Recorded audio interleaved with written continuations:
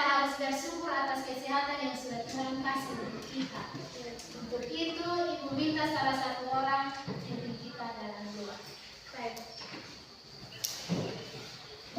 Baik, sebelum belajar kita hari ini, mari kita satu hati dan berdoa. Terima kasih ya Bapa, terima kasih ya Tuhan Yesus, karena perintahmu, Yesus, amin. Ya, terima kasih. Putri nanti tolong tutup pintu. Ibu akan mengecek kehadiran kalian. Ya Ibu. Rita Nokas, Hadir Ibu. Margarita Sila, Hadir Ibu. Chandra Laos, Hadir Ibu. ya, ketua kelas mana? Ada. Ada yang sakit? Tidak ada. Ada yang apa? Tidak ada. Tidak ada, berarti hari ini semua hadir ya? Iya Ibu. Ya.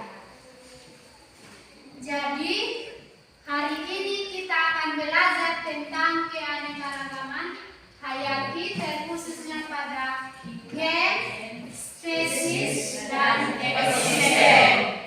Nah, di sini Ibu akan menayangkan sebuah video. Untuk itu, Ibu berharap kalian bisa memperhatikan video ini baik-baik. Untuk kalian bisa amati dan pahami apa yang ada dalam isi video tersebut. Ya Ibu. Tiap kali kita lihat cermin, bawaannya pasti paling ngaca, ngecek rambut, wajah, dan semuanya. Tapi pas lagi ngaca, pernah nggak kalian malah kepikiran, kenapa ya? Kok kita mirip sama teman kita yang satu ini? Tapi nyatanya bukan kita aja yang punya kembaran di bumi. Ada kucing rumah yang mirip sama macan di hutan, buah apel yang mirip sama buah pir, sampai sayur brokoli yang mirip sama kembang kol. Kemiripan ini tentu bikin kita bertanya-tanya. Padahal hampir semua yang disebutkan punya tempat tinggal dan cara hidup yang beda banget. Dan pastinya bukan kita aja berpikir. Sekarang, ayo siapkan tas karena kita akan berkembang. Lihat bagaimana semua makhluk dapat hidup, berkembang biak, dan hingga akhirnya terurai kembali di alam. Inilah ilmu yang mencari tahu tentang dari mana semua spesies bermula sampai akhirnya ada di sini. Inilah dia, biologi.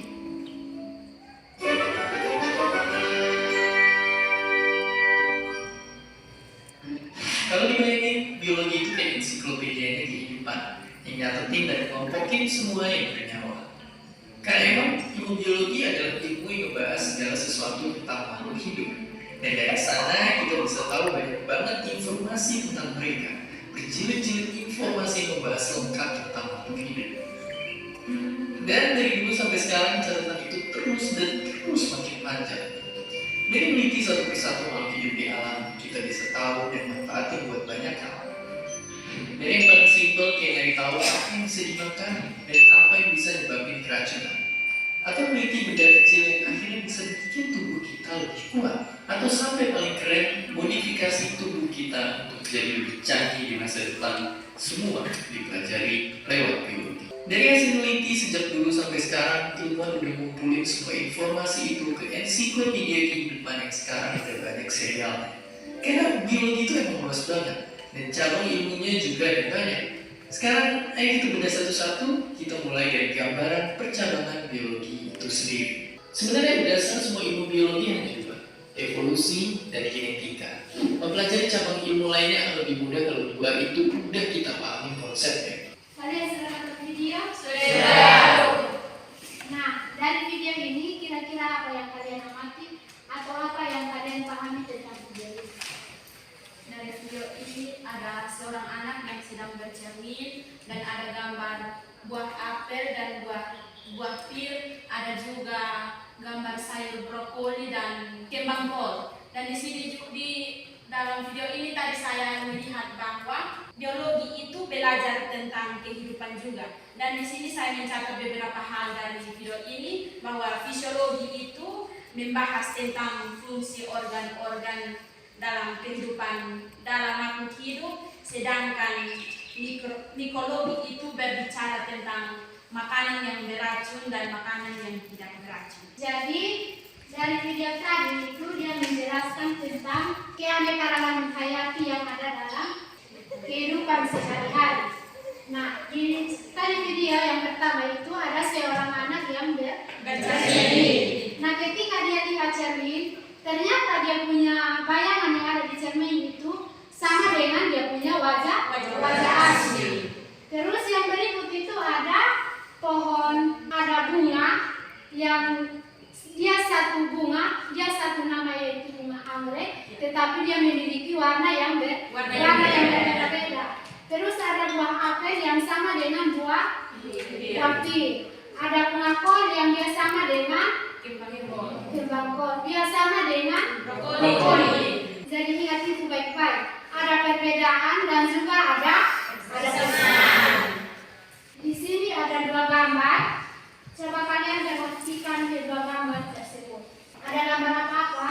Ada gambar pisang dan gambar ikan. Ya Ibu. Nah, gambar pisang yang kalian amati di sini ada berapa jenis pisang? Ada 9. Nah, dari kedua gambar, dari ke-9 gambar pisang ini, kira-kira ada perbedaan dan kesamaan? Ada yang Dia punya perbedaannya di apa? ada perbedaannya Ibu. Ukurannya ada punya warna dan ada juga Ukuran, warna, dan bentuk. Warna, kalau pisang nangka itu di saat masak dia punya warna kulit itu tetap warna hijau. Kalau pisang raja, pisang ambon, pisang ini boragan, yang lain-lain itu ketika masak itu dia punya bentuk warna yang warnanya itu berubah menjadi kuning. Nah, kalau kita lihat dari dia punya bentuk ada yang kecil dan ada yang besar. Yang pertama itu kita lihat dari gambar pisang. Nah, kira-kira apa yang menyebabkan sehingga dari gambar pisang itu ada dia punya perbedaan, ada perbedaan dalam bentuk, warna dan ini ukuran. Nah, dari yang membuat menjadi perbedaan itu adalah dia punya gen yang ada di dalam pisang. Terus yang berikut, sama-sama pisang tetapi memiliki jenis yang berbeda. Ya, ini adalah tujuan pembelajaran yang akan kita capai pada hari ini. Ibu minta satu orang baca. Pencapaian pembelajaran. Pada akhir fase E, peserta didik memiliki kemampuan menciptakan solusi atas permasalahan berdasarkan isu lokal, nasional atau global terkait pemahaman keanekaragaman makhluk hidup dan peranannya, virus dan peranannya, inovasi teknologi biologi, komponen ekosistem dan interaksi antar komponen serta perubahan lingkungan. Ya, itu adalah capaian pembelajaran kita pada hari ini. Ya, yang berikut itu adalah tujuan pembelajaran. Nah, tujuan pembelajaran itu ada satu dan ibu minta salah satu orang untuk baca. Tujuan pembelajaran.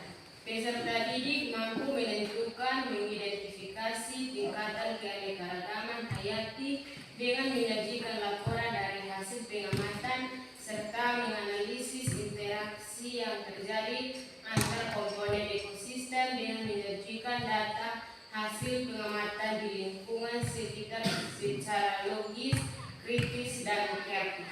Ada model pembelajaran juga yang akan kita pakai pada hari ini, yaitu ada dua model pembelajaran. Coba satu orang baca. Model pembelajaran dan klinik melalui model pembelajaran dengan menggunakan problem basic learning atau PBL. Terintegrasi pembelajaran berdiferensiasi berbasis sosial emotional learning atau SEL. Nah, kalau model pembelajaran PBL itu di situ kita akan mencari masalah. Dan yang kedua itu model pembelajaran SE, di situ kita akan mencari solusi untuk menyelesaikan masalah. Ya. Ini adalah alur pembelajaran kita hari ini tentang keanekaragaman hayati, terkhususnya pada tingkat gen, spesies, dan ekosistem. Jadi sebelum lanjut pelajaran kita akan melakukan tes awal dan di sini ibu akan siapkan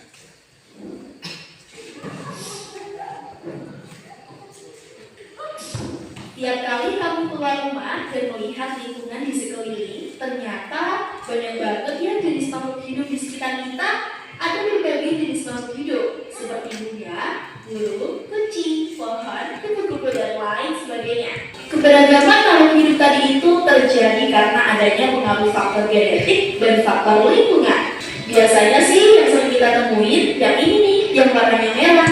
Kenapa ya? Sama-sama bunga mawar, tapi kok beda-beda warnanya? Mereka ini satu jenis, namun warnanya berbeda-beda. Inilah yang mengakibatkan adanya suatu variasi. Artinya keanekaragaman hayati pada di mana ekosistem ini didominasi oleh rumput dan hanya memiliki beberapa pohon yang bisa dijumpai di wilayah tropis. Selanjutnya ada, nah itu tadi tingkat keanekaragaman hayati yang bisa kami pahami ya. Oke, semangat terus ya belajarnya. Sampai jumpa. Dari video tersebut, apakah ada masalah yang kalian temukan dalam video?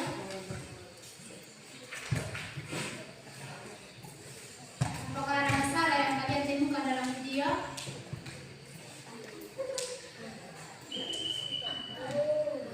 Ada? Kalau ada, menurut kalian masalah apa yang kalian temukan? Atau di dalam video itu dia menjelaskan tentang apa? Kuat. Oh, dalam video itu tadi saya melihat ada tanaman bunga mawar. Iya, bunga mawar. Iya. Dan di video itu saya melihat ada tanaman bunga mawar, ada warna-warni, ada yang warna kuning, ada warna putih, dan ada juga yang warna merah. Jadi itu disebut itu dikaitkan itu jenis. Oke, itu gen. Bunga mawar itu berarti kita belajar tentang gen. Ya, jadi di dalam video itu dia menjelaskan tentang keanekaragaman hayati terkhususnya pada gen, spesies, dan ekosistem. Jadi itu adalah masalah yang akan kita selesaikan dalam mempelajari materi hari ini. Ya. Jadi di dalam LKPD itu sudah ada, di dalam LKS itu, di dalam bahan ajar itu, di situ materinya sudah jelas. Kalian silakan kalian membaca dan menyelesaikan soal yang ada di dalam LKPD. Nanti di dalam mengerjakan kalau ada kesulitan, silakan kalian bisa angkat tangan untuk saya bisa membantu menjelaskan masalah yang kalian inginkan. Ya, silakan. Waktu untuk diskusi itu dia 15 menit, sedangkan presentasi itu dia 10 menit. Mulai dari sekarang, silakan.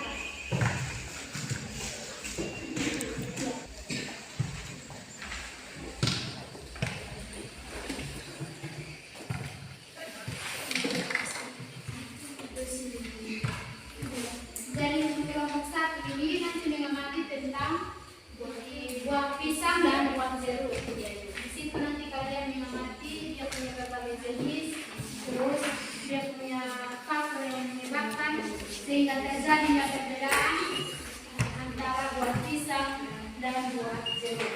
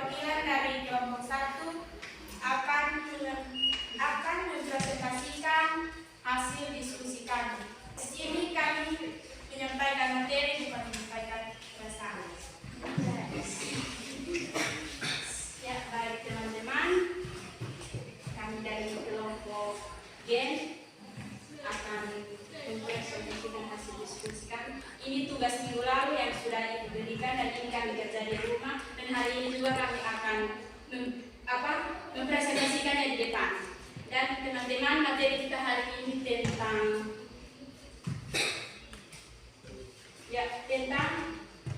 keanekaragaman hayati, terkhususnya tingkat gen, spesies, dan ekosistem. Tetapi kami dari kelompok 1 akan mempresentasikan saja yang tingkat gen. Dan di sini tingkat gen itu ada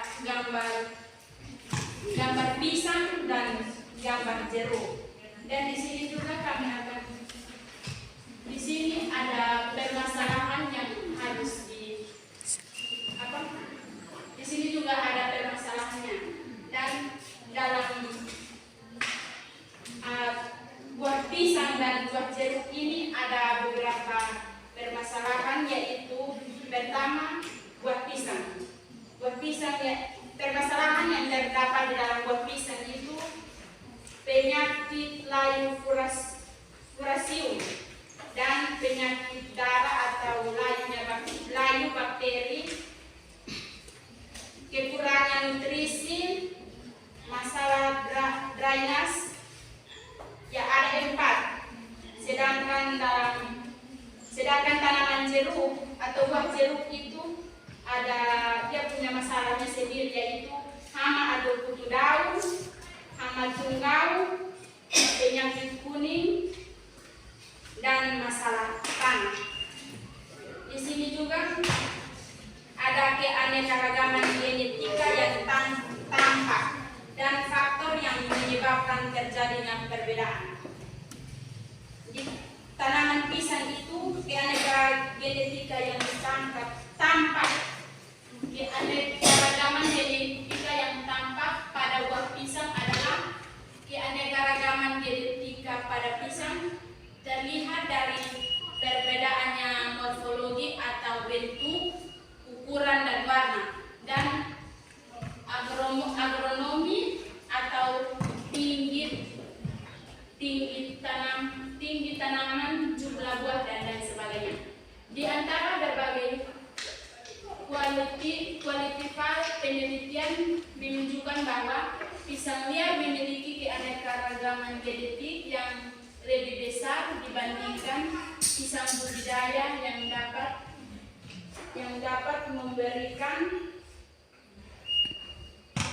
ukuran. Di sini di dalam buah pisang ini ada dia punya bentuk, ada dia punya ukuran, dan ada dia punya warna juga, sama seperti yang tadi di slide yang pertama itu Ibu sudah menjelaskan tentang buah pisang. Dan di sini juga kami akan menjelaskan tentang buah jeruk, yaitu keanekaragaman genetika yang tampak pada buah pisang, dan ada juga faktor perbedaan,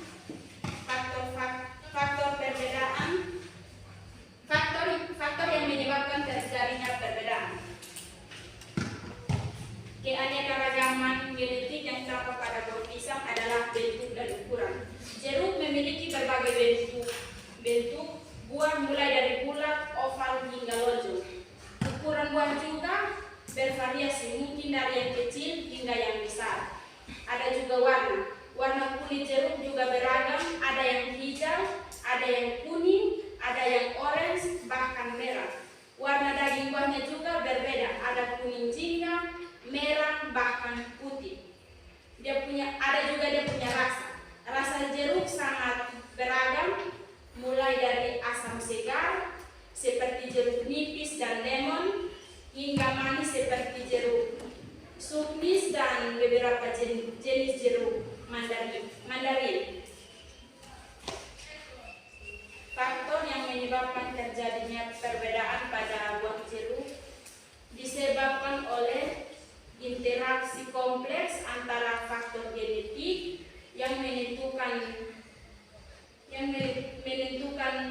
hasil buah dan faktor lingkungan yang mempengaruhi pertumbuhan dan perkembangan dan proses pematangan yang mengubah karakteristik buah secara fisik atau kimia. Baiklah, ini hasil presentasi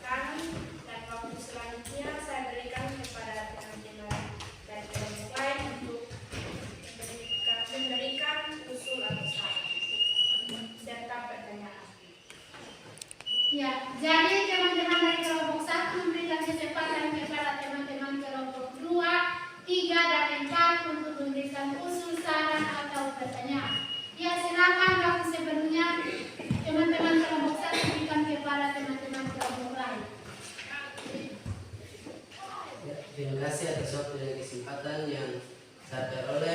Saya perwakilan dari kelompok 3 untuk memberikan pertanyaan kepada kelompok 1. Bunyi soal, apa manfaat dari buah pisang? Ada teman kami dari yang mesti kelompok bisa menjawab.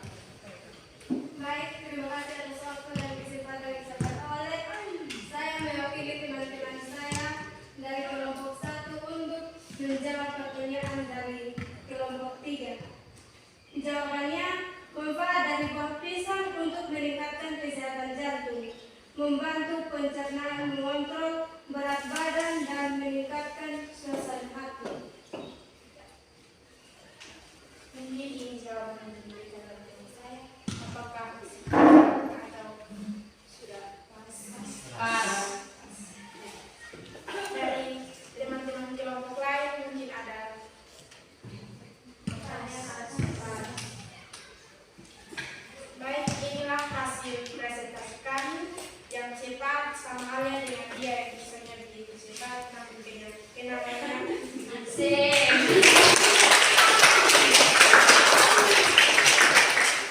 Ada yang bisa menyimpulkan materi kita hari ini?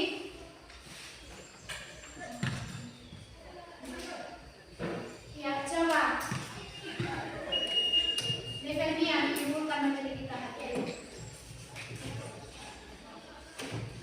Jadi baik, saya akan menyimpulkan materi hari ini untuk keanekaragaman hayati, khususnya tingkat gen, spesies, dan ekosistem.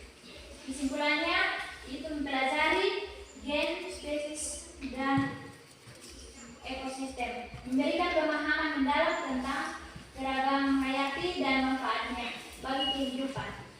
Mempelajari gen membentuk, memahami bagaimana sifat-sifat diwariskan dan bagaimana adaptasi terjadi. Mempelajari spesies, memberikan informasi tentang keunikan masing-masing jenis makhluk hidup dan perannya dalam ekosistem. Mempelajari ekosistem membentuk, memahami hubungan timbal balik antara organisme dan lingkungannya, sepertinya keseimbangan ekosistem. Berikut adalah beberapa manfaat spesifik dari mempelajari ketiganya. Rekayasa genetika, pemahaman penyakit atau pelestarian keanekaragaman genetik. Berikut juga adalah beberapa manfaat spesifik dari mempelajari ketiganya. Spesies, pemahaman interaksi antar spesies. Yang berikut juga adalah manfaat spesifik dan dari mempelajari ketiganya ekosistem keseimbangan, ekosistem keberlangsungan sumber daya alam, mengatasi bencana alam. Demikian kesimpulan dari saya. Itu adalah kesimpulan dari materi kita hari ini, di mana hari ini kita telah belajar tentang keanekaragaman hayati, terkhususnya pada tingkat gen, spesies, dan ekosistem. Yang pertama itu tentang gen. Kalau kita berbicara tentang gen itu suatu gen yang dimiliki atau suatu gen yang menentukan ciri atau sifat dari makhluk hidup yang akan diwariskan dari induk kepada anaknya. Contohnya yang biasa sering kita lihat itu yang pertama, yang biasa sering diturunkan itu yang pertama itu ciri-ciri rambut, warna kulit, bentuk mata, terus yang berikut itu bisa saja penyakit. Ada penyakit yang ketika orang tua kita atau nenek moyang kita yang mungkin mengalami penyakit bisa saja diwariskan kepada anak dan cucu-cucu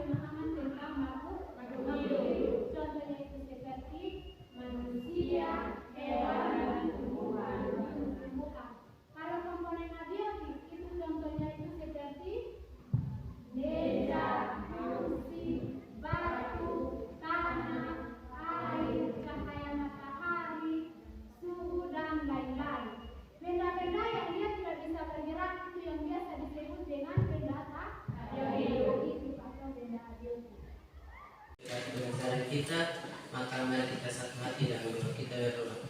Bapa kami di surga, Bapa yang kami sembah Tuhan Yesus Kristus. Terima kasih Tuhan karena Engkau telah menjaga kami dari awal